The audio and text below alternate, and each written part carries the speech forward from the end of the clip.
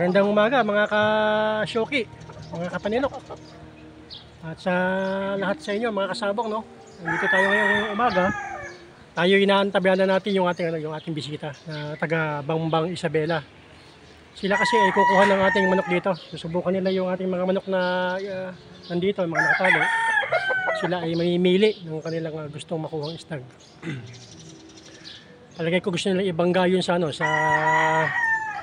sa Isabela, no? Subukan nila yung ating mga palahi. So, konting antabay lang at baka mamaya nandito na sila. So, watch out mga ka-shoki. Okay, habang hinihintay natin yung ating bisita na taga Bambang Isabela, papakita ko muna sa inyo yung aking mga itlog ngayon na nakasalang. Bali, ito, naka-handle ko na kagabi. Ito mga kapanilo ko.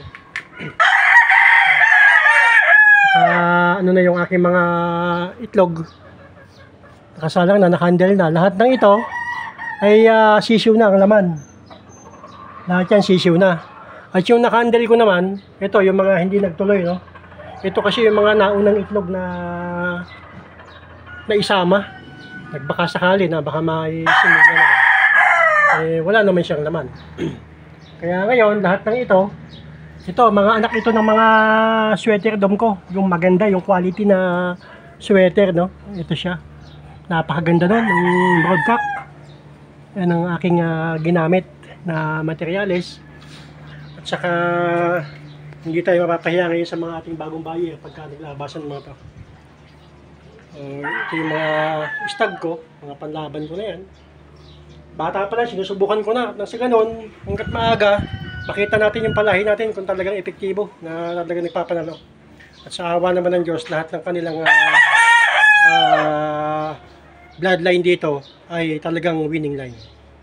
So, standby ulit tayo. Baka mamaya, nandyan na yung ating mga bisita na bibili ng ating mga manok. Talagang sumadya pa dito sa Paniki, Tarlac, yung taga Bambang Isabela, na makakuha lang ng ating mga stag na panlaban.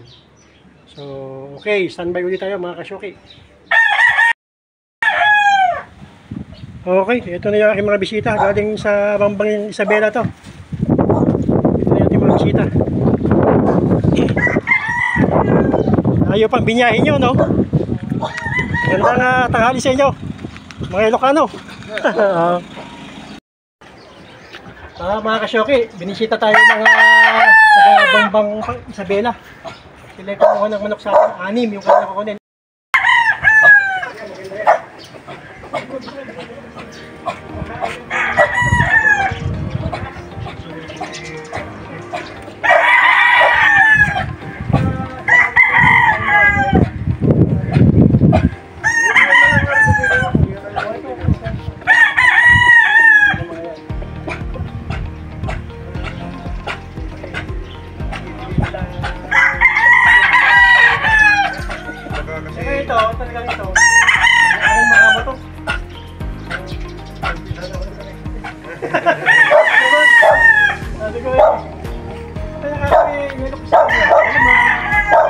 Ayun yung mali, medyo pero yung paa nito, mahaba ito.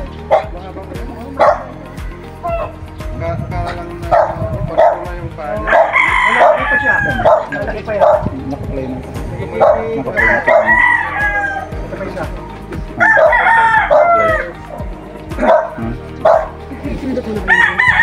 Oo, di ba red buong gam, di ba? Pag pinito mo ganyan siya. Yung may nagbibiling kumakana. May segundo.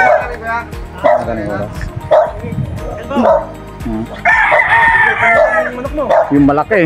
Wala, wala na kayo. Ito pala yung napili niya ng mga manok ko. Anak ng 5 times natin, anak ng winner na papay ko. Ayun natin magbigay ng pangit na manok, kaya yung quality na bibigay natin sa kanila. Aling yung nyo.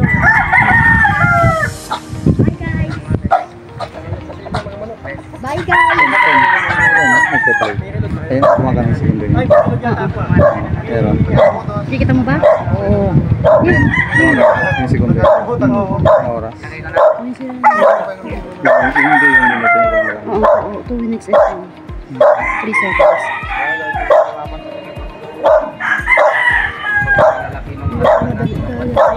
Bago natin ibiyahe. Mag-rescue sa daan.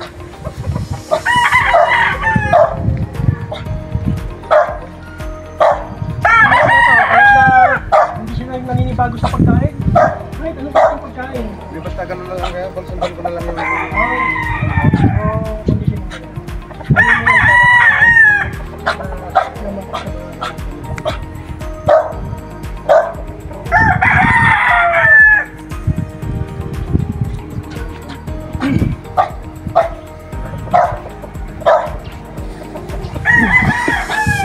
ayun na, kinakahon na yung mga lagan mo.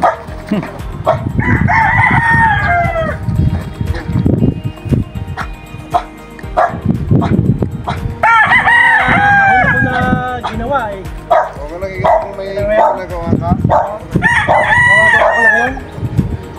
Kasi pag kasi lumalaban kami, lagi na lumaban.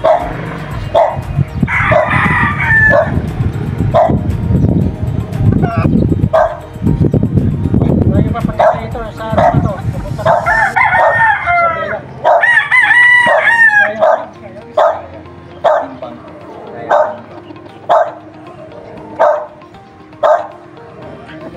Hindi sila sa biyahe.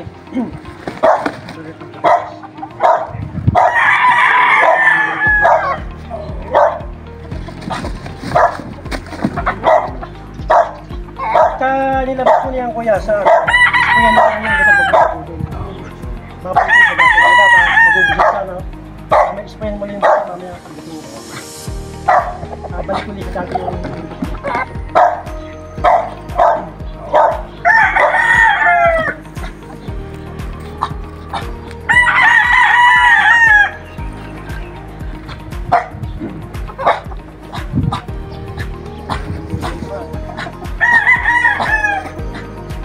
humaba yung buti niya, pagkaganda na itong manok na ito. Kaya hindi ko kinukutan eh.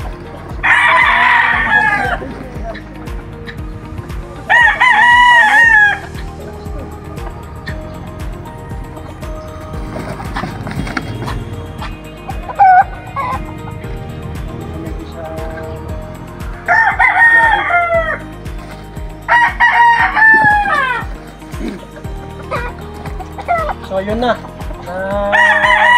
Napag-decide na si boss na kumuha ng 6 na panlaban sa Bela. Viva Vizcaya pa pala yung kanyang pag-uwian.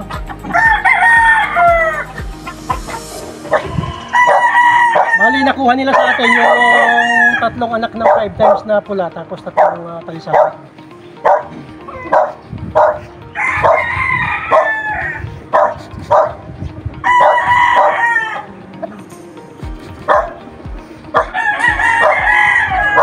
Pagdunado ng mga beses, pagdunado ng kabulaan.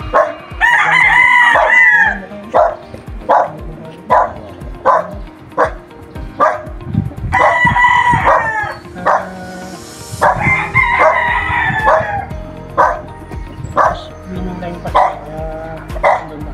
Winning line na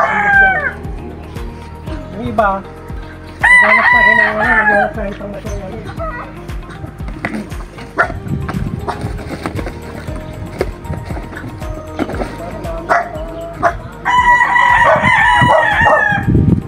Wala bang ganun sa inyo, boss, yung backstage na salong lang ba? Kumalatan kayo, komportable yung manok ba? Hindi na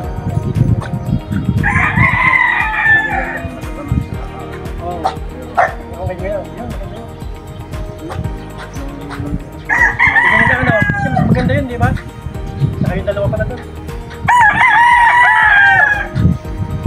Talagang amang ito ba yan? Duwatsyong. Ano? Duwatsyong.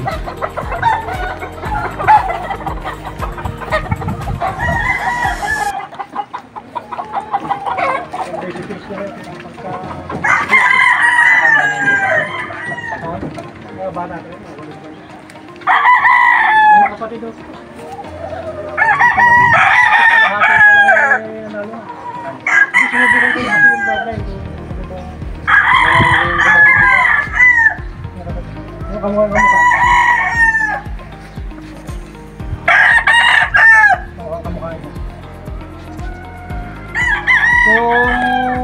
umayos nga lang yung paano. Yung bibig sa ito. Kasi mapakas. Pero tayo sila. Balikan ko naman. Oo, pwede.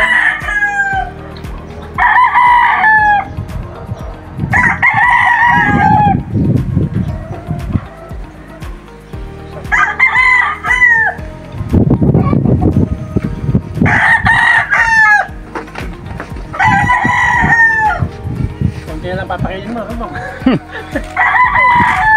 Bawasan na. Sa mga ano pala, sa mga hindi pa nakaputok sa ating YouTube channel, pakisuportahan naman na pakisubscribe ang ating YouTube. At sa April, mamimigay tayo ng isang dalawang kulit. Oh. Yun yung mga kulit natin sa mga.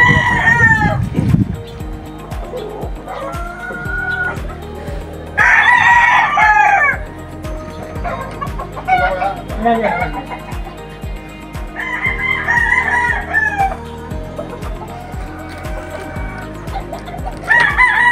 Ito yung ano yun, no?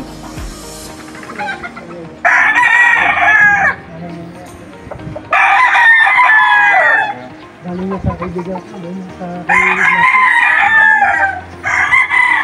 Pag nagbubugan sakit mo yung lupit.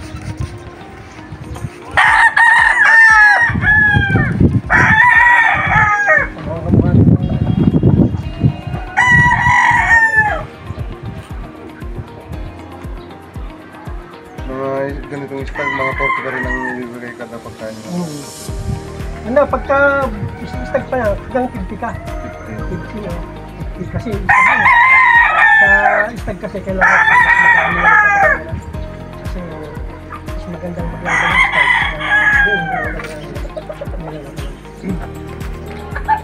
Oh, binigay na yung ano, binigay na yung bayad nila. Ayan na. Bayad na yung anim na manok. Sa mga gustong mag-avail sa atin, mag-PM lang ha. Madali pa tayo dito mga istag na pwede nyo makuha. Kaya para. Ano, salamat. Kaya ano, salamat na. Okay, sige, sige. Kaya. Ay, Sige. Hindi naman sila kumain. Minum ka naman na silang tubig. may malamig na tubig. Ayun. Cut ko na. Cut ko na, Ryan.